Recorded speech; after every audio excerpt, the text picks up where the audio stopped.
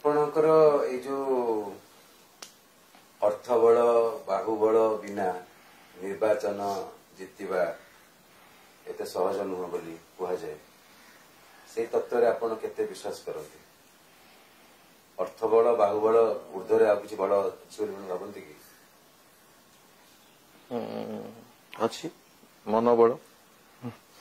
Exactly ସେ ମନୋବଳଟା actually ଯୋଉମାନଙ୍କର ଦୃଢ will when there is will there is way ଆମେ ପିଲାବେଳେ ପଢି ଆସିଛୁ। ସୋ ମନୋବଳଟା ଆପଣଙ୍କର ଏଇଠି ଆପଣଙ୍କର ମୁଁ ତ ନିଜେ ଏଇଠି money power and muscle power ଜୟପୁରରେ ଆକ୍ୟୁଟ ବହୁତ ଚାଲିଛି।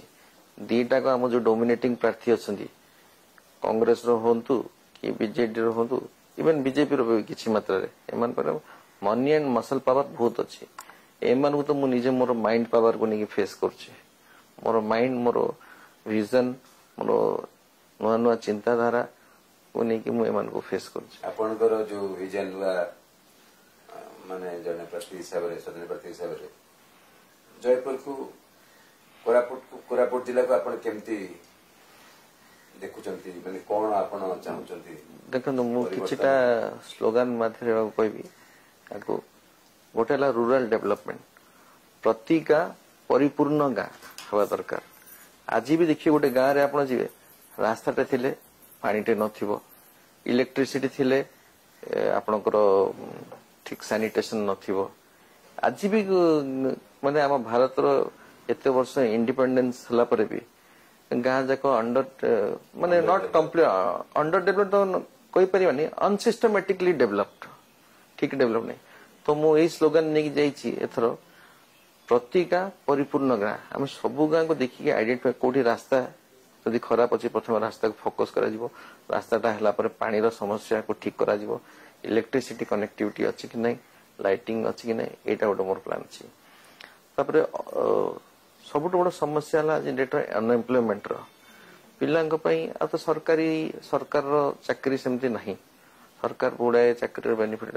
ତ ଆମ ନେକ୍ସଟ ସ୍କୋପ ରହିଲା industrial development. Vocal for local Jobs through ଏଠି ପିଲାଙ୍କ ପାଇଁ ଜବ୍ସ ଥ୍ରୁ ଇଣ୍ଡଷ୍ଟ୍ରିଆଲ ଡେଭଲପମେଣ୍ଟ। ଆମ କୋରାପୁଟ ଡିଷ୍ଟ୍ରିକ୍ଟ ଆପଣ ଦେଖନ୍ତୁ ଏବେ ବି ଗୁଡାଏ ଇଣ୍ଡଷ୍ଟ୍ରି ଦିଟା ବଡ ବଡ ମେଗା ଇଣ୍ଡଷ୍ଟ୍ରି ରହିଯାଇଛି। ଗୋଟେ ମିଗ୍ ଫ୍ୟାକ୍ଟ୍ରି ଆଣ୍ଡ ନାଲକୋ। ତା ଛଡା ଆପଣ ଦେଖିବେ ମିଡିୟମ ସେକ୍ଟରରେ କିଛି ଇଣ୍ଡଷ୍ଟ୍ରି ନାହିଁ। ଗୋଟେ ଆମ ପେପର ମିଲ୍ ଅଛି, ପେପର ମିଲ୍ ଛଡା ସେ ବି ରୁଗଣ ହେଇଗଲାଣି, ବନ୍ଦ ହଉଛି, ଉଠୁଛି, ପଡୁଛି, ଚାଲୁଛି, ଛିଙ୍କୁଛି, ତା ଅବସ୍ଥା କିଛି ଠିକ ନାହିଁ, ବୁଝିଲେ ନା ନାଇଁ।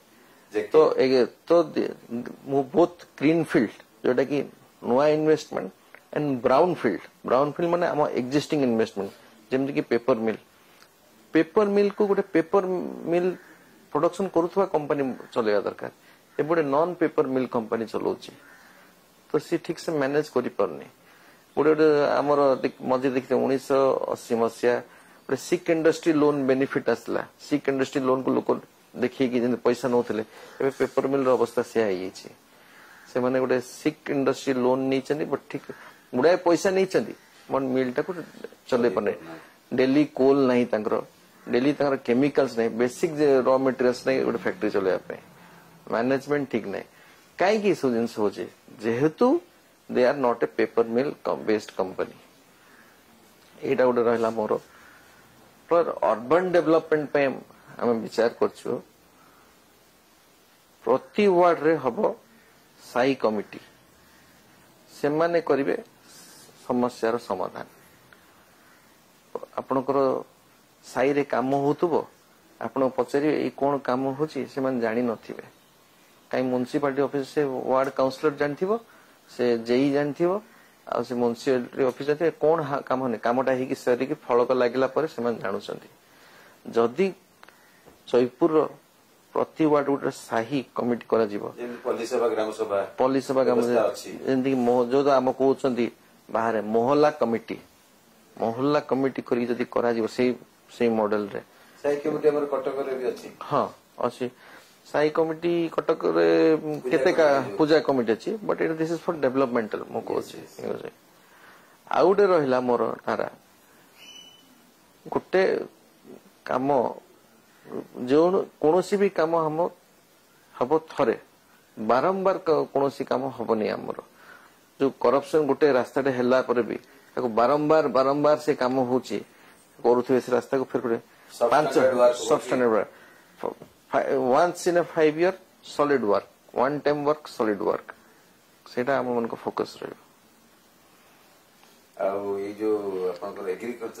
एग्रीकल्चर देखंतु मो जे एग्रो बेस्ड एग्रो आम जयपुर रे कौनसी जिनस मो जेजेपा बहुत प्रसिद्ध है ये अपर कला प्रोजेक्ट ये जो प्रोजेक्ट से करी गले लोके दी पाची आम चाष करी खुशी रे अछंती माने it is the highest employment generating activity over here से टाइम रे भी जो अपर कला प्रोजेक्ट हला परे गंजाम गजपति रे बहुत लोक आसी इटे सेटल करथिले because it was so लिक्रेटिव over here से प्रोजेक्ट को देखो सिंधी आखि दृष्टिया काम तो गत 20 वर्ष ला किछि हेई नै से बढिया से अपर कला प्रोजेक्ट से करथिले पेपर मिल भी तांको टाइम रे हितला ए दीटा मेजर काम हितला आ तापर सिंधी किछि आखि दृष्टिया कामटा सिंधी हेई नै तो एबे भी जो अपर कला प्रोजेक्ट हिछि से जहाँ करिके से तने इनाग्रेशन कर जायतले ताको रिपेयर एंड मेंटेनेंस प्रॉपर नै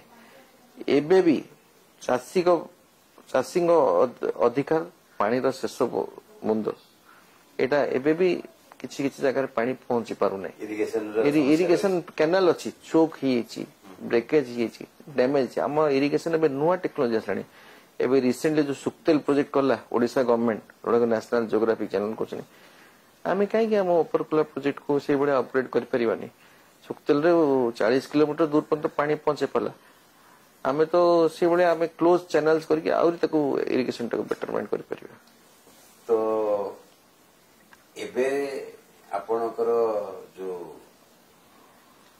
प्रतिद्वंदी माने अछंती ता भितरे आपण निज पई कोन यूएसपी आपण भाबिचंती माने जोडा आपण स्लोगन कहिले जे लोक वोटरଙ୍କ पाखरे पहुंचबा पई आपनकर कोन रहइबो वर्तमान ये प्लान माने घर घर आपण जिबे पहुंचबे आपण मानकू अधा कथा तो मु हला आ से जो स्टार प्रचार को सब व्यवहार करछंती विभिन्न दल माने सिनेमा स्टार स्पोर्ट्स स्टार तो ना जे सिनेमा स्टार हीरो हीरोइन धरि बेसी प्रया करछंती तो से सब बाबत रे आपनकर किछि रहिछि कि प्लान माने कोन सेलिब्रिटी मानकू आपनकर कैंपेन रे शामिल करियो ना हम सेमती सेलिब्रिटी किछि नाही हम बहुत रियलिस्टिक वे रे कैंपेन करे चाहछु काहेकि लोक जतले निजे किछि करि नथिबे से they have to depend on celebrity others but आमे लोकन को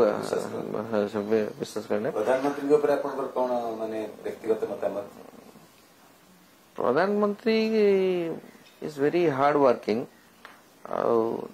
देश गोटे भल प्रधानमंत्री पाइची मतलब प्रधानमंत्री बहुत जिनस कही जाइतले ताको करी नाहंती तो as a national BJP government good point is that से माने ये जो हम नेशनलिस्टिक अप्रोच टाको भलो करचंदी हमको लोकों को मनरे नेशनलिस्टिक एटा बहुत भलो भाव बहुत सृष्टि करचंदी मुख्यमंत्री के विषय रे कोन आपन बतामत लोक हिसाब रे बहुत भलो लोक मतलब भाउची गत 10 वर्ष गत 5 वर्ष विशेष भावे मो देखि माने बोले कंट्रोल टा सी नाही ताको पछरे आउ जणी की करचे control he is just the face सी मास की एचंती administration has been taken by bureaucrats